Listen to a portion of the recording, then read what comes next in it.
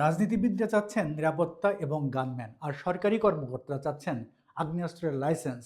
দেশের সার্বিক আইনশৃঙ্খলা পরিস্থিতি নিয়ে তাদের এই ধরনের উদ্বেগ উৎকণ্ঠা তাদের ভেতরে বিরাজ করছে। রাজনীতিবিদরা চাচ্ছেন তাদের পরিবার এবং তাদের জীবনের নিরাপত্তা। অন্যদিকে সরকারি কর্মকর্তারাও তারা নিরাপত্তার জন্যে তারা আগ্নেয়াস্ত্রের লাইসেন্সের জন্য স্বরাষ্ট্র মন্ত্রণালয়ে আবেদন করেছেন। আমরা সর্বশেষ যেটি জেনেছি 15 জনের মতো রাজনীতিবিদ আবেদন করেছেন। সেই তালিকায় মধ্যে রয়েছেন জামায়াত ইসলামের আমির শফিকুর রহমানের সার্বক্ষণিক গানম্যান ও বাসভবনের নিরাপত্তার জন্য সশস্ত্র পুলিশ সদস্য স্বরাষ্ট্র মন্ত্রণালয়ে আবেদন করা হয়েছে। নিরাপত্তা চাওয়া হয়েছে জাতীয় পার্টির JP chairman Anwar Hossain Manju, liberal democratic party এলডিপির সভাপতি কর্নেল অবসরপ্রাপ্ত অলি আহমদ, গণসংহতি আন্দোলনের প্রধান সমন্বয়কারী জোনায়েদ সাকি, ইসলামী আন্দোলন বাংলাদেশের মহাসচিব ইউনুস আহমেদ শেখ সহ আরও অনেকে। যে 15 জনের কথা বলা হচ্ছে, এই তালিকা কিন্তু আরও দীর্ঘ। জুলাই অভ্যুত্থান পরবর্তী পরিস্থিতিতে অনেকেই আবেদন করেছেন, সেই তালিকায় রাজনীতিবিদদের তালিকাও কিন্তু দীর্ঘ। এছাড়া সরকারি কর্মকর্তারা সাম্প্রতিক ঘটনাগুলোতে তারা উদ্বেগ উৎকণ্ঠার মধ্যে আছেন। তারাও জীবনের নিরাপত্তার জন্য তারা চাচ্ছেন আগ্নেয়াস্ত্রের লাইসেন্স। দেশের গণমানুষের নিয়ে যাদের কাজ, সেই জনপ্রতিনিধিরাই যেখানে নিরাপত্তাহীন হয়ে পড়ছেন এবং তারা নিরাপত্তার জন্য আগ্নেয়াস্ত্র চাচ্ছেন, স্বরাষ্ট্র মন্ত্রণালয়ের কাছে নিরাপত্তা চাচ্ছেন, তাহলে সাধারণ মানুষ কোন অবস্থায় আছে এটি খুব সহজেই প্রশ্নের জায়গা সৃষ্টি করে।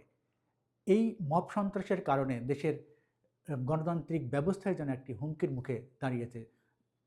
প্রথম আলো, ডেইলি স্টার, ছায়ানট এবং উদীচিতে যে ধরনের হামলা দেশের সামগ্রিক প্রেক্ষাপটে এই ধরনের দেশের ইতিহাসে এই ধরনের ঘটনা একেবারেই অনুপস্থিত ছিল, যেটি সবশেষ বাংলাদেশের মানুষ এবং বিশ্ব দেখলো যে কোন জায়গায় দাঁড়াচ্ছে বাংলাদেশের সার্বিক পরিস্থিতি। সবাই ঘৃণা, ক্ষোভ জানাচ্ছেন।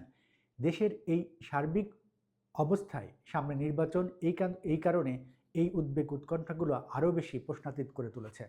মানুষ যেখানে ভোটের একটি উৎসব, সেই উৎসব দীর্ঘদিন অনুপস্থিত ছিল, সেই জায়গাটির নিয়ে অনেকের ভেতরে আকাঙ্ক্ষা এবং উন্মাদনা কাজ করছে। বাঙালি উৎসবপ্রিয় এই ভোটের উৎসবটি তাদের কাছে যেন আরও অনেক বেশি প্রিয় এবং খুব সক্রিয় থাকেন।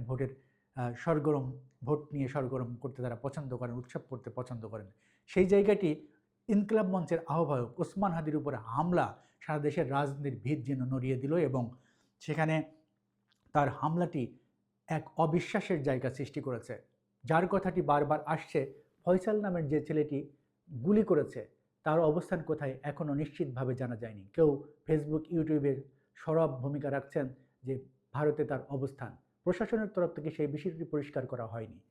এটি না হওয়ার কারণে ভারত বাংলাদেশের মধ্যে এক ধরনের অবিশ্বাস, অনাস্থা এবং পারস্পরিক সৌহার্দ্যের জায়গার প্রশ্ন উঠেছে এবং চিট ধরছে। এই জায়গাগুলো পরিষ্কার করা প্রশাসনের দায়িত্ব, কিন্তু সেই জায়গাটি হয়নি। বা ফয়সালের গ্রেপ্তারের কি অবস্থা আছে সেটিও এখনও সুনির্দিষ্টভাবে বলা যাচ্ছে না। আলটিমেটাম ছিল তার গ্রেপ্তারের, সেই বিষয়টির সময় শেষ হয়ে গেছে, কিন্তু এখনও তার গ্রেপ্তারের বিষয়ে কোনো সুনির্দিষ্ট তথ্য পাওয়া যায়নি।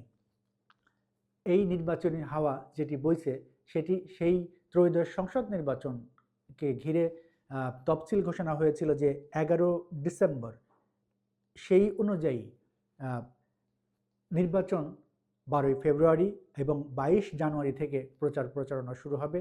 এই রোডম্যাপ অনুযায়ী রাজনৈতিক দলগুলো মাঠের রাজনীতিতে সরব হচ্ছেন এবং জোটের হিসাব নিকাশ নিয়ে তারাও মাঠে নামছেন। কিন্তু এরই মধ্যে যে ধরনের পরিস্থিতির সৃষ্টি হচ্ছে, আইনশৃঙ্খলা পরিস্থিতি থেকে শুরু করে অবিশ্বাস, অনাস্থা এবং নিরাপত্তাহীনতা যে জায়গায় দাঁড় করাচ্ছে বাংলাদেশের রাজনীতিবিদদের, সবশেষ কী অবস্থা হবে এবং গণমানুষের নিরাপত্তা কোন জায়গায় এসে দাঁড়াবে সেটি এখন প্রশ্নাতীত হয়ে উঠছে। এবং সবশেষ যেটি, বিএনপির ভারপ্রাপ্ত চেয়ারম্যান তারেক রহমান দেশে ফিরছেন, তার ফেরার পর রাজনৈতিক উন্মাদনা আরও বাড়বে বলে সবাই প্রত্যাশা করছে। সবশেষ যেটি প্রয়োজন সবার জন্য, যেটি বড় হয়ে দেখা দিচ্ছে, সেটি মানুষের নিরাপত্তা এবং সেই নিরাপত্তার বিষয়টি নিশ্চিত করা যাচ্ছে না।